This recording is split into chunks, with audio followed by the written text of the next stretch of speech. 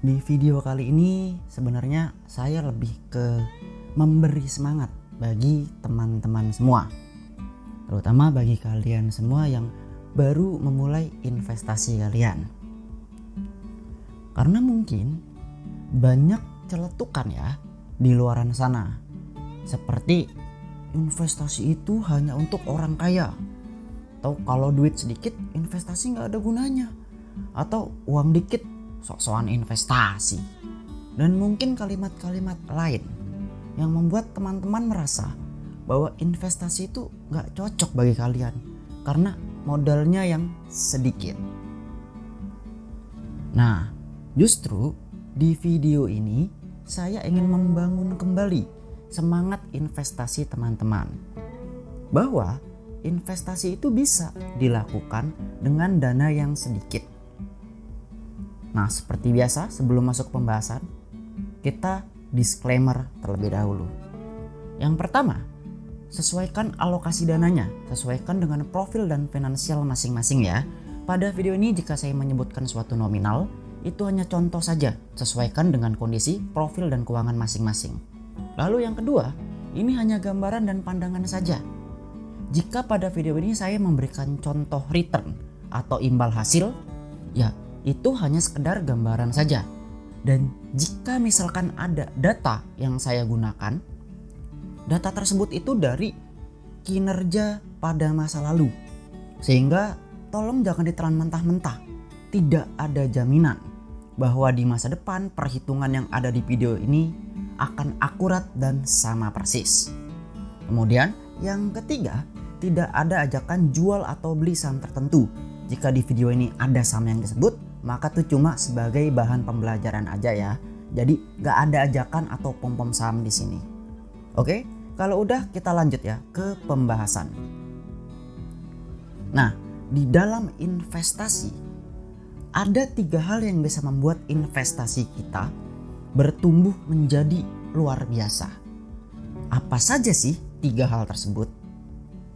Yang pertama adalah modal, atau biasa juga disebut dengan capital.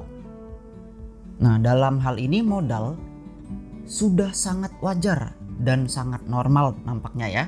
Dengan modal yang lebih besar, maka hasil investasi yang didapat juga otomatis semakin besar. Misal saja, ini contoh ya, pada instrumen investasi yaitu deposito. Di sini deposito yang bunganya itu 4%. Nah, dalam hal ini pajak belum dihitung ya. Nah, deposito yang setahun 4% ini, maka kalau investasi 20 juta itu bisa menghasilkan return atau hasil sebesar 800.000. Nah, kalau investasinya 10 juta maka mendapatkan return atau hasil yaitu 400.000. Nah, di sini terdapat perbedaan yang cukup lumayan ya antara investasi 20 juta dengan 10 juta. Nah, coba aja kalian bayangkan, gimana kalau modalnya 10 miliar? Itu jumlah uang yang cukup besar. Ya maka 4%-nya saja sudah 400 juta. Oke, jadi yang pertama itu adalah modal. Kemudian selanjutnya yang kedua itu adalah return.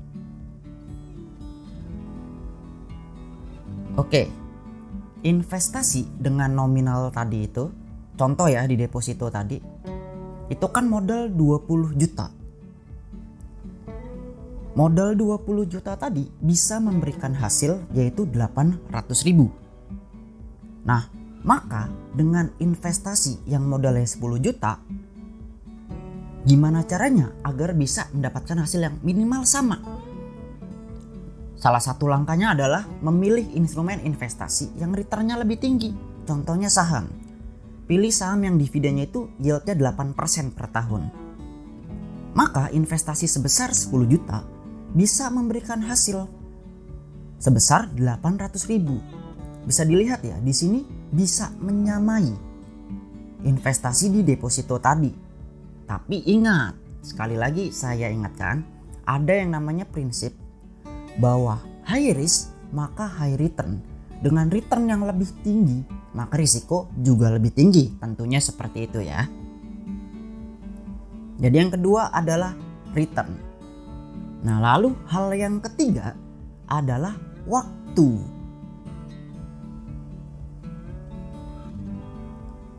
Sekarang kita bahas nih, bagaimana kalau misalkan teman-teman atau kalian uang 20 juta nggak ada, 10 juta pun juga nggak ada.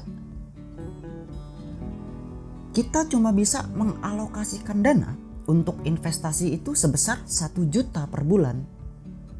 Mungkin ada yang berpikiran, investasi 1 juta doang, mau jadi apa investasi? Cuma 1 juta doang, gak ada hasilnya ntar. Nah, dalam hal ini yang kita butuhkan berarti adalah waktu yang lebih panjang. Selain itu, kita juga membutuhkan konsisten. Dalam hal ini kita harus konsisten terus ya.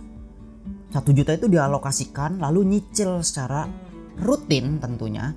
Dan juga kita harus sabar. Nah, misalkan aja ini dengan annual return 7% per tahun. Per tahun 7% saya rasa bukan angka yang terlalu besar ya. Masih rasional untuk instrumen investasi. Nah, ini adalah tabelnya nih. Seperti ini hasilnya kalau kita nabung 1 juta per bulan selama 5 tahun. Maka dapat hasil sebesar ini. Ya lumayan kan, 23%.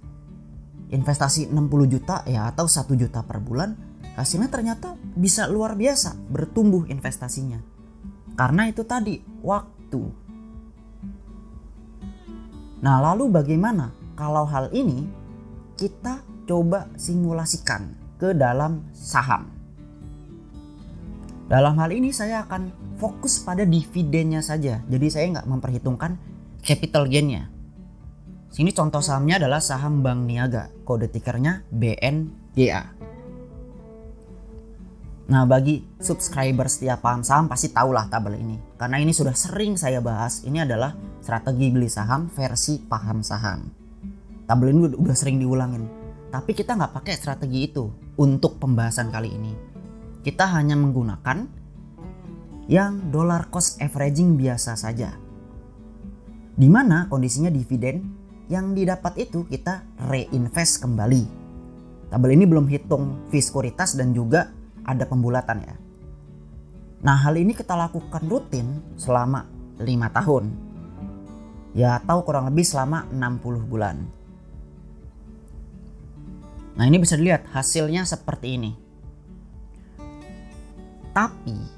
Tapi tunggu dulu. Sekali lagi kita fokusnya pada dividen yang didapatkan saja ya. Jadi di sini kita jangan hitung capital gain. Jadi tabel hasilnya kita singkirkan dulu. Oke. Nah, kita fokusnya adalah ke dividen yang kita dapatkan. Selama 5 tahun jumlahnya sebesar 17,9 juta ini. Nah, maka kalau kita bikin tabel seperti ini, seperti hitungan awal tadi, dengan total deposit 60 juta, hasil investasinya menjadi 77 juta. Dividennya 17,9 juta. Maka nabung 1 juta per bulan, bisa dilihat di saham yang rutin bagi dividen, hasilnya itu luar biasa. Dan ingat loh, di sini kita hanya memperhitungkan faktor dividennya saja. Jadi di sini hanya menghitung dividen yang didapat. Ini belum capital gain, ya. Dari sini bisa kita lihat ya. Dengan waktu yang panjang dan juga dengan konsisten terus dilakukan 1 juta tadi itu, maka dengan dilakukan terus, waktunya panjang dan konsisten terus menerus, maka bisa dilihat modal kita itu akan semakin banyak. Modalnya bertambah terus. Terlebih lagi kalau teman-teman itu masih produktif, masih usia-usia yang masih produktif dan bekerja. Terlepas itu pekerja, pengusaha atau bahkan wanita karir ya. Pastinya dalam kurun waktu terus menerus kan adalah promosi yang kalian dapatkan. Kalian bisa naik gaji juga, ya dong. Atau bagi pengusaha bisnisnya berkembang, pendapatan kalian tuh masih bisa terus bertambah. Dalam hal ini, mungkin awalnya memang investasinya itu 1 juta per bulan. Tapi kan perlahan-lahan menjadi 2 juta per bulan. Ya karena pendapatannya makin bertambah. Kemudian naik terus jadi 3 juta per bulan dan seterusnya. Jadi dalam hal ini, saham yang awalnya hanya 1 bisa nambah. Jumlah sahamnya semakin banyak. Atau bisa juga dari awal memang di dana awal itu langsung pilih beberapa saham, 2 atau 3 saham yang memang menurut kalian itu baik dan rutin bagi dividen tentunya ya. Jadi gak asal pilih juga. Nah dalam hal ini, seiring berjalannya waktu ya, promosi, naik gaji dan sebagainya, nominal nabungnya itu ditambah pada saham-saham tersebut. Karena seperti saya bahas, baik di video ini maupun di video-video sebelumnya, keuntungan saham tuh 2. Yaitu bisa didapat dari dividen dan juga bisa didapatkan dari capital gain. Jadi kita bisa dapat 2 keuntungan, returnnya semakin besar dibanding investasi di instrumen lain. Jadi bisa dilihat ya, seiring berjalannya waktu dan juga kita konsisten terus melakukan investasi, maka modal yang kita miliki itu kan akan semakin besar. Modalnya bertambah terus, didukung pula dengan return yang tinggi, yaitu pada saham ya. Maka dananya, investasinya juga akan semakin bertumbuh. Hal ini kita lakukan dengan waktu yang cukup panjang dan juga konsisten, gak putus ya, tiap waktu dilakukan terus. Dan yang pasti dalam melakukan ini harus sabar. Maka bisa dilihat nanti deh hasilnya bagaimana. Investasinya bertumbuh dengan optimal. Karena kalau di ilustrasi ini ya bisa dilihat, pohon ini adalah aset. Kita sudah ada aset yang ditanam. Sehingga walaupun mulai dari kecil, lama-lama bisa menghasilkan juga. Di sini hasilnya itu ya adalah kalau di saham dividen yang kita dapat. Jadi kalian jangan berkecil hati. Jangan merasa kecil, gak layak investasi.